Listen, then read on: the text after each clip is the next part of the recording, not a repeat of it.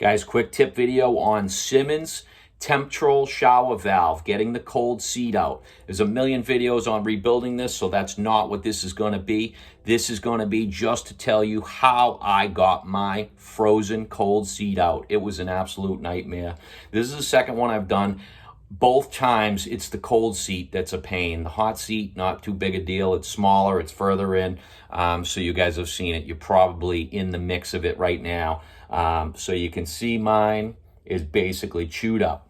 It was so stuck in there. Basically, it was frozen. I tried heat, tried penetrating oil, nothing.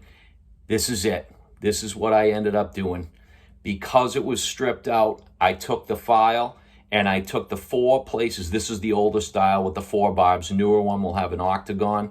But if you're taking out an older one, you get the triangular file deeper on all 4 corners, really deep, so that you can push the tool in further and it bites in deeper.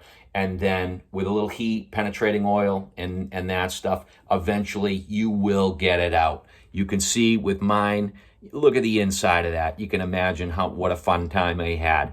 I really thought that it was basically over for me, but once you break this free, you're going to have a great day. But thanks for watching, guys. I'm usually automotive. This is Boston Joe.